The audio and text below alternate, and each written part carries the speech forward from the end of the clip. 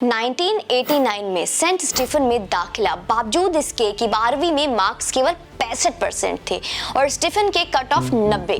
फिर एक साल के भीतर कॉलेज छोड़ हार्वर्ड चले गए और वहां किस आधार पर एडमिशन हुआ ये तो स्वयं राहुल बाबा ही बता पाएंगे।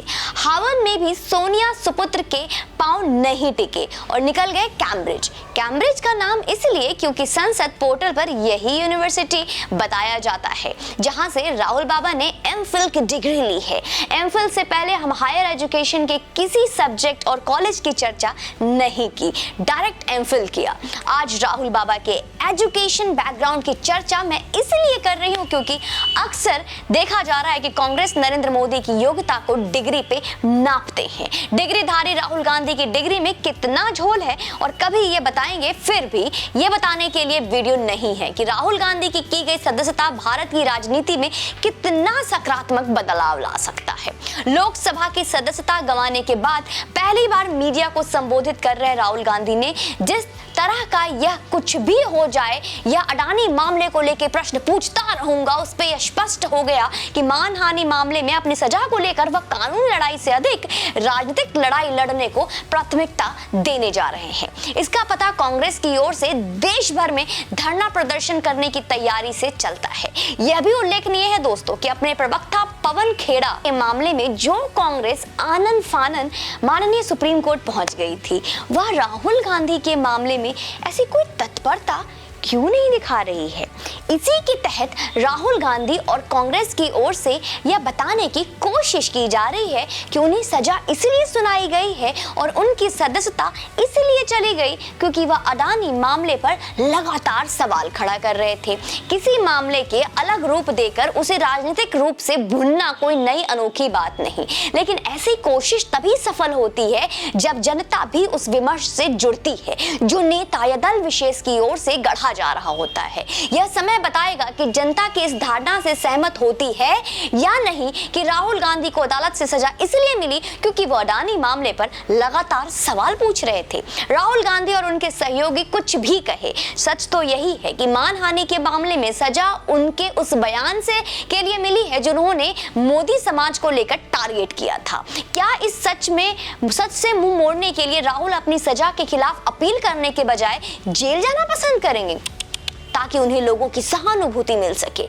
यह वह प्रश्न है जिसका उत्तर फिलहाल उपलब्ध नहीं है, लेकिन कांग्रेस राहुल की सजा को मामले को बहुत अधिक नहीं खींच सकती क्योंकि एक तो भाजपा अपने स्तर पर यह समझाने की हर संभव कोशिश करेगी कि उनकी सदस्यता किन किन कारणों से गई और दूसरे यह कोई ऐसा मामला नहीं जो आम जनता के सरकार से जुड़ी हो। राजनीति उन्हीं मुद्दों पर की जा सकती है जो जनता को प्रभावित करती हो। कांग्रेस को यह विस्मृत नहीं करना चाहिए कि पिछले चुनाव को अवसर पर उसने और विशेष रूप से राहुल ने राफेल सौदे पर एक घोटाला करार देकर उसे राजनीतिक रूप से भुनाने के लिए हर संभव जतन किए थे, लेकिन यह किसी से छिपी नहीं कि उसके नतीजे क्या रहे। यदि जनमानस किसी मुद्दे को असहमत नहीं देता तो राजनीतिक दल कुछ भी कर ले उनका व्यापक असर नहीं पड़ता है। यह स्वागत योग्य है कि सुप्रीम कोर्ट उस याचिका की सुनवाई करने को तैयार है जिसमें यह मांग की गई कि दोषियों को राजनीतिक पार्टी बनाने और किसी दल का पदाधिकारी बनने पर रोक लगाई जाए और इस याचिका को शीघ्र सुनने की आवश्यकता नहीं समझती, लेकिन यह आशा की जाती है कि वह उस पर गंभीरता से विचार करने के साथ कुछ ऐसा करेगा जिससे किसी आपराधिक मामले में सजा पाए नेता किसी दल में पद ना धारण कर सके और ना ही अपनी राजनीतिक दल बनाने पाए। ऐसी कोई व्यवस्था बनाना चाहिए, आवश्यक है, क्योंकि कई ऐसे नेता हैं जो सजा याफ्ता होने के बाद भी न दल में न कोई पद धारण किए रहते हैं अथवा उन्होंने अपने राजनीतिक दल का गठन कर लिया है।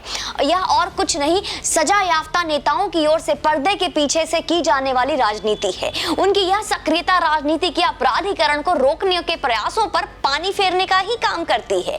यह सही है कि नेता चुनाव नहीं लड़ सकते, लेकिन वे राजनीति में सक्रिय रहकर उसे प्रभावित करने का काम तो करते ही हैं। ऐसे नेता कई बार दल विशेष के कर्ता धर्ता बनकर उनके रीति नीति तय करने का भी काम करते हैं। इसी तरह यह मिथ्या प्रचार करके लोगों लोगों की सहानुभूति अर्जन करने के भी काम करती है कि उन्हें राजनीतिक बदले की भावना के तहत जानबूझकर झूठे मामले में फंसाया गया।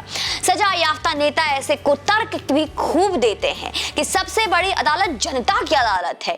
कई बार वे अदालतों के फैसले को सरकार का फैसला करार देकर भी लोगों को गुमराह करने का काम करते हैं। राहुल इन दिनों यही कर रहे हैं। उन्हें आपराधिक मानहानि के मामले से सूरत की एक अदालत ने सजा सुनाई और उसके चलते उन्होंने लोकसभा सदस्यता गंवा दी है। लेकिन वह और उनके साथी यही प्रचारित करने में लगे हैं कि उन्हें सरकार ने सजा दी है क्योंकि उसके विरुद्ध बोल रहे थे। स्पष्ट है कि वह पीड़ित होने का दिखावा इसलिए कर रहे हैं क्योंकि यह जान रहे हैं कि सांसद न रहते हुए भी कांग्रेस की राजनीति उनके ही इर्द गिर्द घूमती रहेगी और उन्हें कुछ हमदर्दी हासिल हो जाएगी।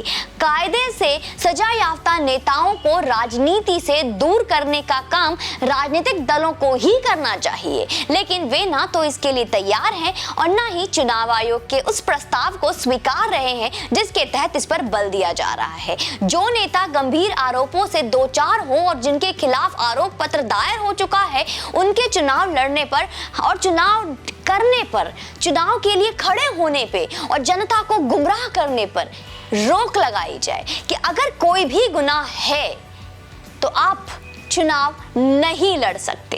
इस तरह का कानून कब आएगा? ऐसे कानून का भी हम बेसब्री से इंतजार कर रहे हैं। और दोस्तों, अभी हमने यह भी देखा कि बार बार ये कहा जा रहा है कि जब से सरकारी घर की मांग वापस हुई है कि उन्हें अपना सरकारी घर छोड़ना पड़ेगा, हर कांग्रेसी अपने घर के बाहर यह लगा कर बैठा है कि राहुल ये घर तुम्हारा है, राहुल ये घर तुम्हारा है। अरे मैं उन लोगों को याद दिला दूं, राहुल बाबा की तो बीवी भी नहीं है, शादी भी नहीं हुई है। तो आगे आप खुद समझदार हैं। कमेंट बॉक्स में बताएं क्या समझे आप। बाकी वीडियो को शेयर कर दें, चैनल पे यूं ही बने रहें और अपना प्यार और सहमति देते रहें। जय हिंद, वंदे मातरम।